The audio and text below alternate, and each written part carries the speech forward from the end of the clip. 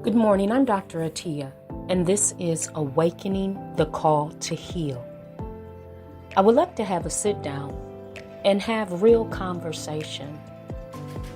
Although I'm a soul whisperer and I'm mostly peace, love, and light, it's important to know that I'm also a little go F-U-C-K yourself. And this message reflects the same energy and spirit. I'm not going to apologize for being myself, and I'm not going to apologize for expressing my truth the way I believe I need to say it. I just wanted to get that part out of the way first. So now, if you are listening to this message, it means that you are ready to confront this subject matter with courage, with peace, and an unwavering belief in your own healing potential. There is a power within each of us to heal, to transform our lives, and to create positive change in ourselves and others. And this is how we are able to change the world. Everything starts with self. You know, deep in our souls, there are whispers. There are gentle and sacred callings that's like music, calling us to embrace the transformative power within. And these whispers call us to grow, to heal, and transcend the low vibrating frequencies. These whispers help us to open our eyes to the areas of our lives that's in need of healing, and provides a sense that there's something within that wishes to be known and expressed. This call is a calling to unlearn fear and to be courageous to accept love. It calls us to wholeness. So today, I am inspired to talk about truth, transparency, and marriage. More specifically, truth and transparency in marriage. I get that marriage is common practice. Everybody's doing it. They go in marriage, they go out of marriage. However, marriage is a very different type of relationship. It requires realignment, readjustment, and reeducation. And if you are not ready to do those three things, then you are not ready for marriage. Marriage is a sacred union. Now, it does not negate the importance of other relationships, yet it becomes the primary relationship. And this is aside from the relationship that you might have with your higher power or the creator. But marriage becomes the primary relationship upon which all other relationships are built. Marriage is that relationship which is the foundation of a whole new reality. Don't get married if you want things to stay the same, because marriage changes your reality, and how your reality changes depends on how you do marriage. It's funny how many people get married and have this idea of how marriage is supposed to be.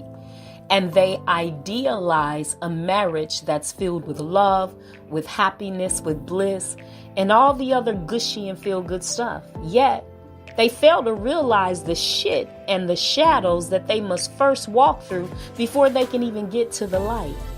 Marriage is the truth. That other shit is not real. And when truth comes, it busts up falsehood. When real comes into the picture, it squashes up all that fake ass shit.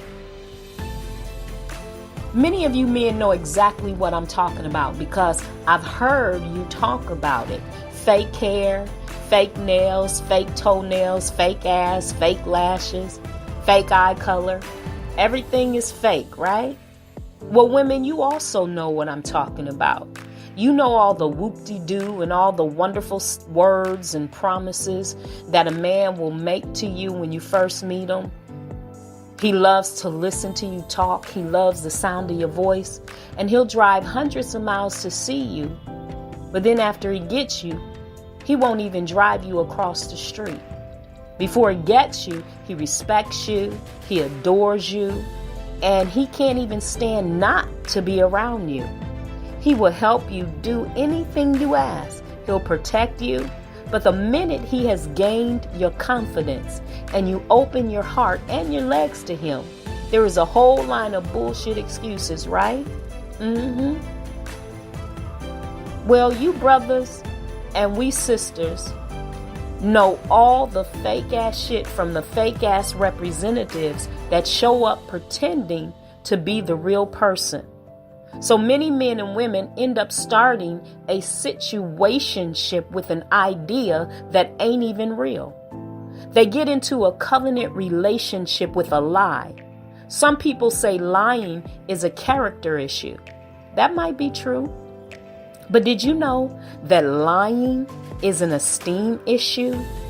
When a person regards themselves and you with a high regard, and when they value and respect you and themselves, they're not going to lie to you.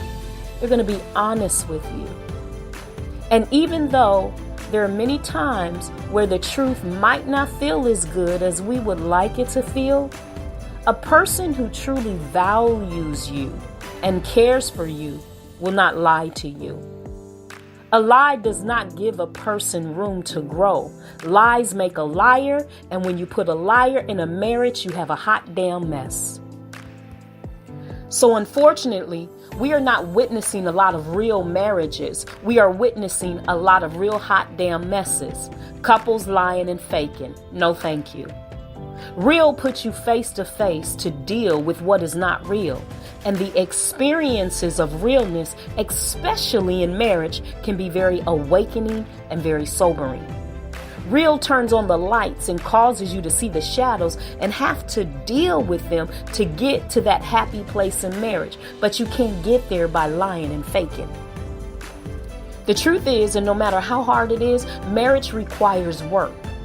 And the fulcrum of that work is truth and transparency. These two things are important keys that play a central and essential role in marriage and in the process of uniting. Truth and transparency are the keys to creating an environment of love, of trust, of like. And speaking of like, let me tell you something. It's important that you like your mate. When you like someone, you will treat them right.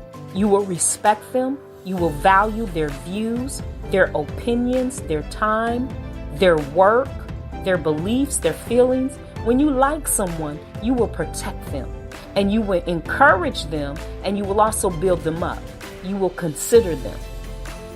You see, love grows over time. Yet, the truth is you either like a person or you don't. And when you don't like the person, you won't consider them in the way that you should. Do you really believe that you can build a happy and blissful marriage with someone that you don't like? Who wants to be around someone that they don't like? Now, it is possible to love a person and not like them, but to get to the type of relationship that marriage requires, you have to like your partner. And if you don't like them, you might as well hang it up. Now, I guess sometimes you might get upset or have a disagreement, and you may not like what happened in a particular situation. But if you honestly don't like the person, how can you build with someone or unite with someone that you don't like? Because the first thing a lot of people is going to want to do is tell them to get the hell out of their face. Marriage in today's society is often trivialized and taken for granted. Yet the trivialization of marriage does not minimize the fact that marriage is a very, very, very, very powerful energetic force and not to be played with. If two people decide to enter into marriage, they must do so with their eyes and hearts open, because it requires a whole new way of being and thinking, and it requires the rearrangement of priorities. It's impossible to be who you were and do what you did prior to getting married. Because the whole concept of marriage requires unity and synergy. It is a cooperative relationship designed to produce a whole that is greater than the simple sum of its individual parts. So in other words, marriage is designed to make both people better together than they were individually. So if you are in a marriage and you are not on the come up, something is wrong with that picture. Yes, it's natural to struggle. It's natural to struggle. But you are not supposed to be in a worse shape in marriage that you were in prior to marriage.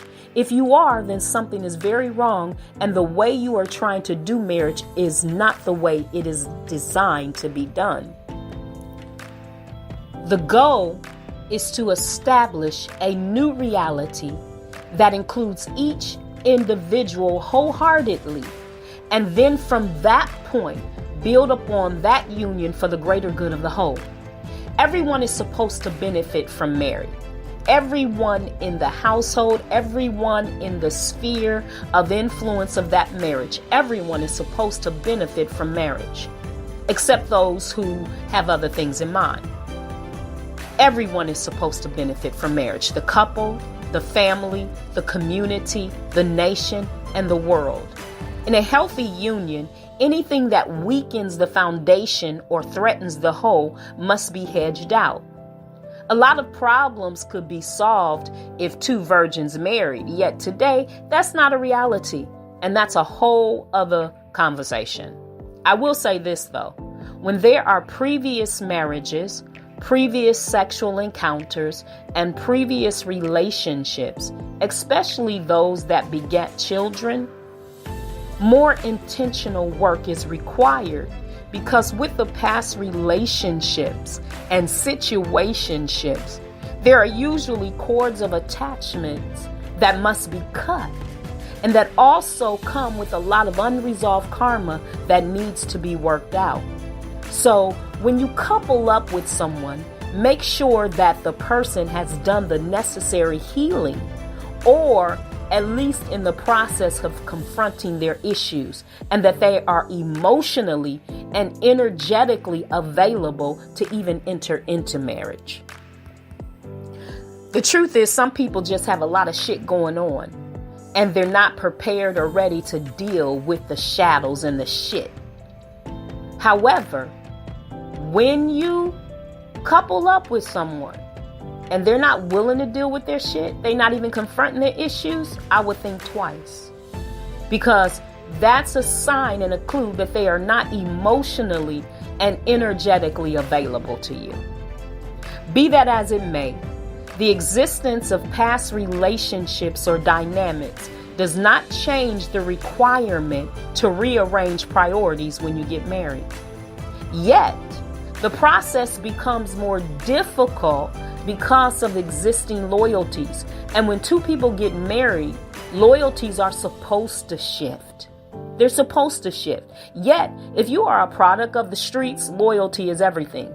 Yet the energetic and cosmic realm don't give a damn about street bullshit and loyalties.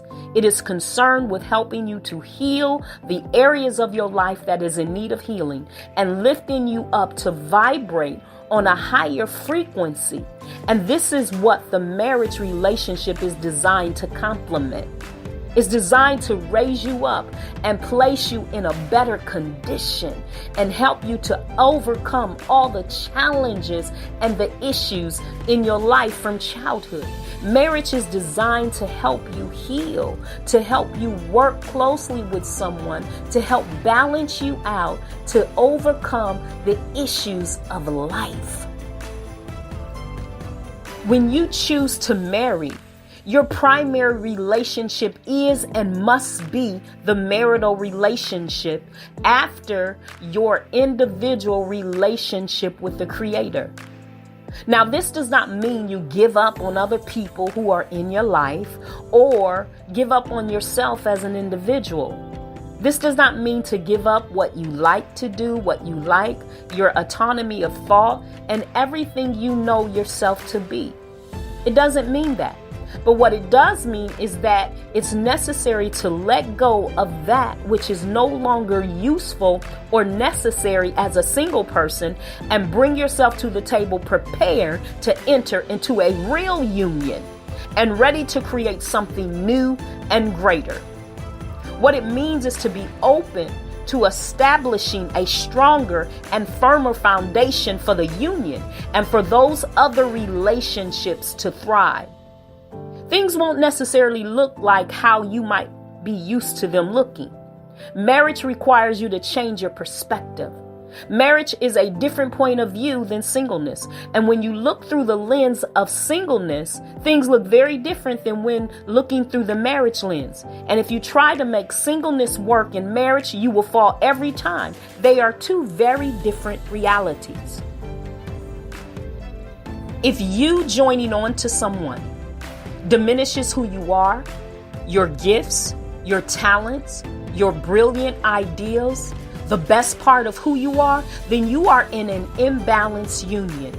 Marriage is designed to balance two people, and the whole struggle behind marriage is a struggle for balance. Yet many couples make it a struggle of autonomy and dominance. I will say that again. Marriage is a struggle for balance, not a struggle for autonomy and dominance. A real marriage destroys falsehood and establishes truth. A person does not really get to the nitty-gritty of who they are until they have been in a covenant relationship with another human being. It's easy when you only have to deal with yourself because you can lie to yourself all day long and there is no one there to call you on your bullshit. You can stay in wonderland and an illusionary mind warp as long as it suits you. You can continue to lie to yourself as long as it pleases you and stay in a state of peace in a lie. Yet when you are in union with another person, shit gets real quick, no matter how much you try to lie to yourself or to them. And there is no peace in a lie. My recommendation is if you are not ready to be honest, to be transparent, and to be open, don't get married. Because you do yourself and the other person a disservice and you take up space that you are really not interested in taking up. There are people out there who really want to be married, but they just struggle with the transition. I get it. Yet I encourage you to not allow fear of being vulnerable or of trusting another person to stifle you or mess up what can be a very rewarding experience. Vulnerability is not weakness. It's the greatest amount of strength you can have. So I encourage you not to allow the fear of being vulnerable or of trusting someone else to stifle you or mess up what can be an amazing and rewarding experience.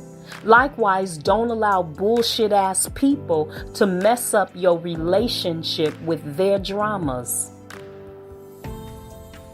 When you are not honest and transparent, that wedded bliss you were hoping for instead becomes a hell filled with pain, sorrow, and regret. And like many marriages, ends up in divorce. Deception sets up the worst kind of condition in a relationship or marriage. Deception is designed to mislead, having you thinking one thing when it is in truth something else. Deception goes against the brain and can drive you crazy if you let it. Deception is abuse, and one of the worst kinds of abuses there is. There is no unity or union in deception. There is no unity or union in a lie. Marriage is that relationship that requires truth and transparency, and there is no compromising. These are two crucial keys for marital success. Without it, the marriage will inevitably fail. When relating to others, it is important to see things as they are and not as you wish them to be. Any action taken must be action taken by true sight. And you can't get to true sight without truth. In order to have true sight, you must have truth. It will be based on truth, not on lies or delusion or wishful thinking. It will not be biased by your own concepts. It's truth. Real love, real relationships, real and genuine connections are established first on the basis of truth. If they are not, then you do not have real, and you do not have genuine, and you do not have a connection. The word connect itself means togetherness. A lie hinders connection, and the lack of honesty prevents transparency. The whole goal of a lie is to cover up the truth, and the whole goal of transparency is to allow truth to come in. Allow the light to shine through and see the truth. So to cover up the truth, hold secrets, be guarded against one another, is to set up a standard against the very thing you say you are striving to build, a healthy and happy marriage. Truth and transparency are crucial as it allows people to make informed decisions from a right state and frame of mind. When the truth is withheld, a false narrative is created, and that false narrative not only attacks the brain, it destroys the union. Do you honestly believe that a healthy and lasting union can be established on the basis of a lie? What can possibly stand the test of time that is not real? Lies breeds fear, and many of us understand that fear is nothing more than false evidence appearing real. And fear is the opposite of love. When there is a lack of truth and transparency, there is no way to grow love. Instead, you breed fear. You breed fear. Therefore, there is no possible way that the marriage and relationship can last with lies, because it's not real. When real love steps in, the lie must flee. When real love steps in, the lie must flee. Falsehood has no other choice but to yield to truth. So I'll leave you with this. Be real with one another. Be honest and transparent. And above all, stop the damn lying. This is Dr. Atiya, and thank you for listening to Awakening the Call to Heal.